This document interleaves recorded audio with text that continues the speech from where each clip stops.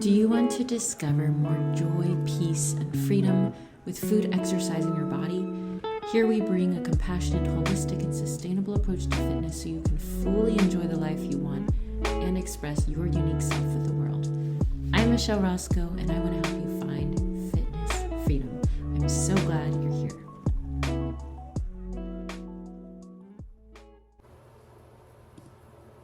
And when all is known, you thought you knew. Flash of torrents coming through in one strike of light, pure and simplified. It was you all along, you and all. Nothing was apart. And what you thought was wrong became your loudest victory song. I wrote this on March 21st of this year, so almost about 2 months ago when this recording comes out. I call it Revelation.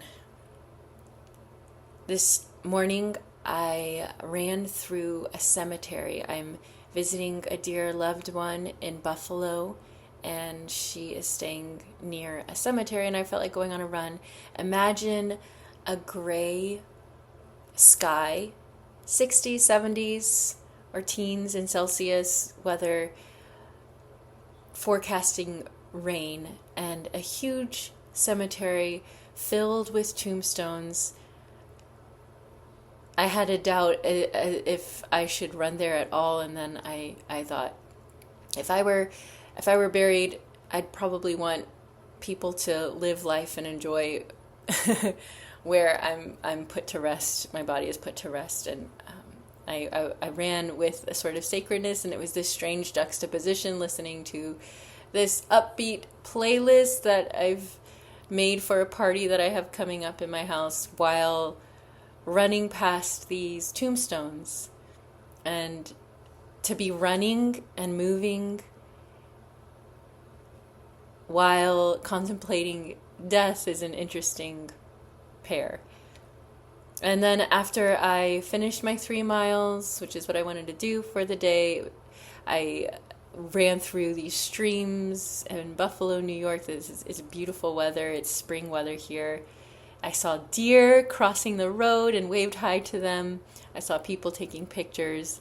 When I had finished my run, I was listening to some recordings I had made, and this poem came up unexpectedly, and it made me think of the end of our lives and how we spend so much of our lives and energy, especially given the rhetoric that is in the wellness world around so many rules of how we should eat and how we should look, how much we should weigh, all those numbers, how much exercise we should do, all of these standards. And especially, I talk about in this podcast, with our bodies, there can be such pure shame around something being wrong with us. And truly, it's a place where shame lives, and we take it out in our bodies, on our bodies. And fitness culture, diet culture, wellness culture really encourages this shame and criticism of our bodies because of all the standards. But it's a big place where shame lives. And when that comes up, what we tend to do is we tend to think, okay, I don't like this part of my body, or I don't like that my body is sick in this way, or not operating how I would like, or I don't like these changes as I'm aging, or I don't like this illness. And everyone experiences things to different degrees. I think of, a 20-year-old straight white dude who's healthy and conventionally attractive versus, a middle-aged woman dealing with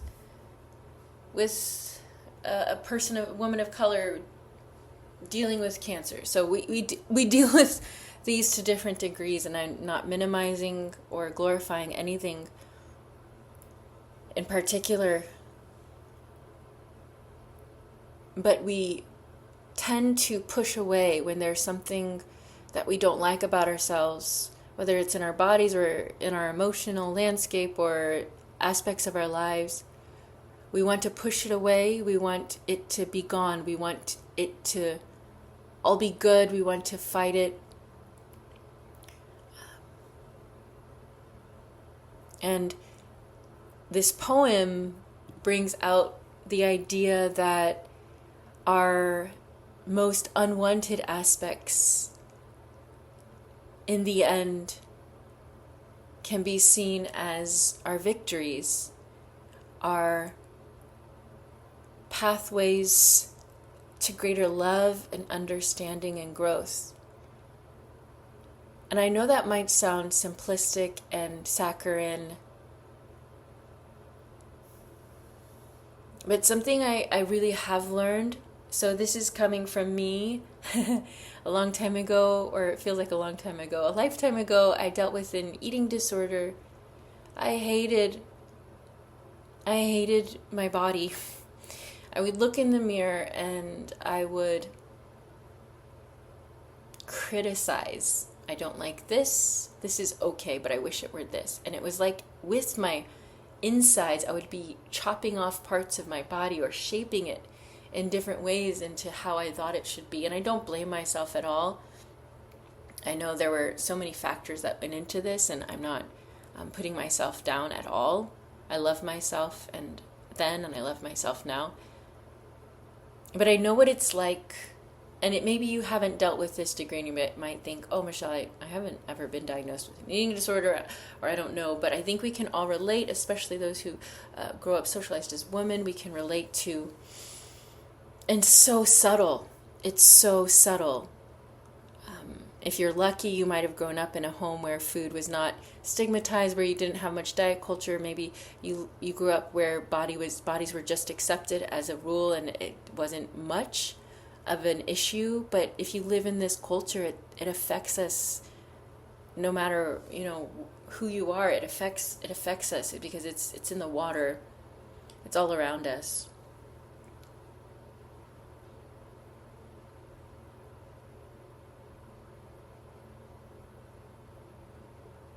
And it takes up so much of our energy, hating ourselves, criticizing ourselves, thinking, how can I do better? How can I lose weight? Or what do I need to change? Or what do I need to do to keep this up? Or, oh no, I noticed this change in my body part. I don't like it.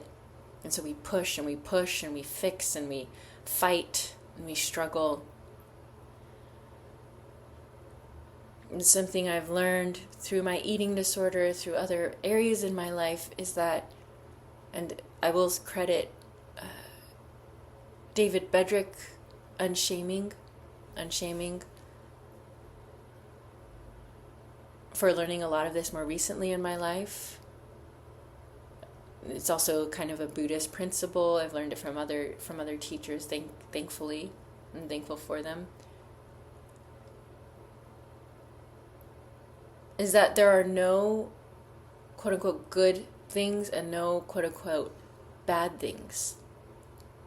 And just as we accept the good parts or the parts that we like or the parts that feel easy, if we can extend that same muscle to the parts that feel bad, that feel difficult, that feel messy, that feel unwanted, that feel inferior in our own judgment,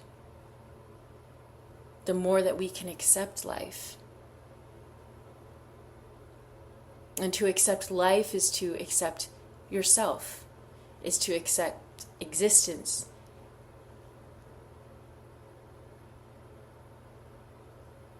It's kind of like, instead of tensing and holding this tight fist to push or to grasp, we simply open our hands. And when we can experience all of life, even as painful as it is, some emotions. I'm a really emotional person. I've dealt with depression and anxiety, so I know how difficult it can be. Lots of different mental health issues, including an eating disorder. I know how difficult it can be. But the more we can allow space for all parts of ourselves, even the ones that are seemingly messy. And if you go back to the episode I did with Michaela about religion, and she talks about parts. That can be really helpful in understanding that all of our parts, even if they seem like they're against us or they're negative, they're all working for us. If we can accept these, then we can actually find the peace that we're looking for by trying to fight it. So thinking about even at the end of your life, going back to that idea of running through the cemeteries and seeing these gravestones, one of them said something like, "We loved until the last hour." That was beautiful.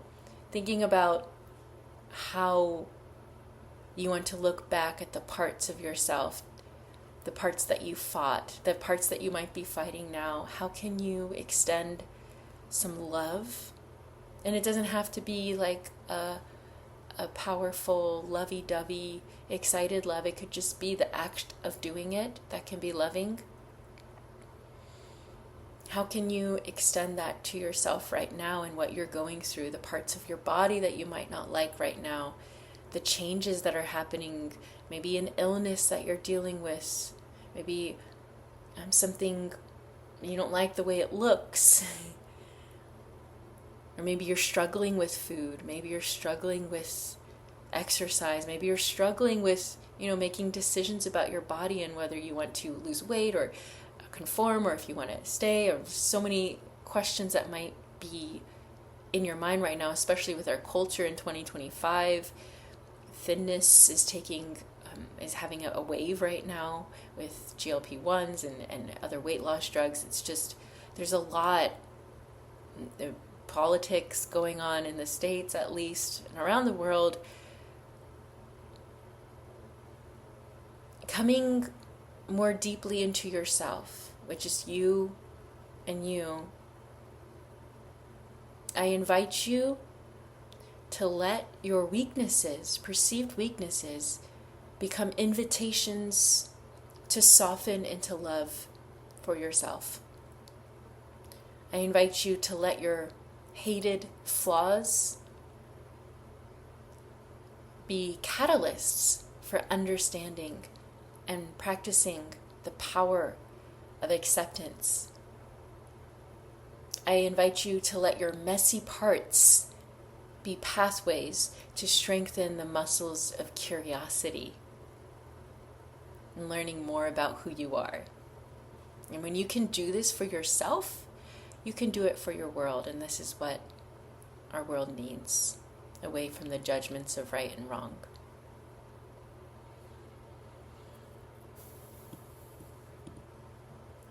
And when all is known, you thought you knew, flash of torrents coming through in one strike of light, pure and simplified. It was you all along, you and all. Nothing was apart, and what you thought was wrong became your loudest victory song.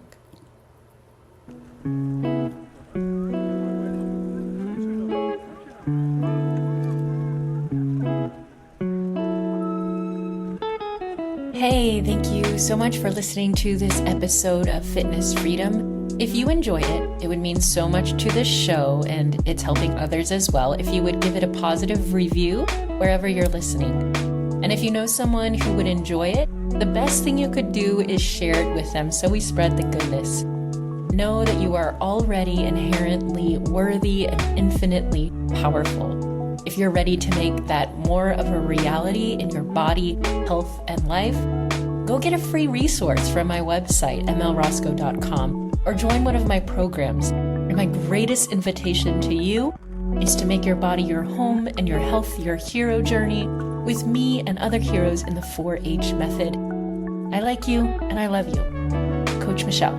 Peace out.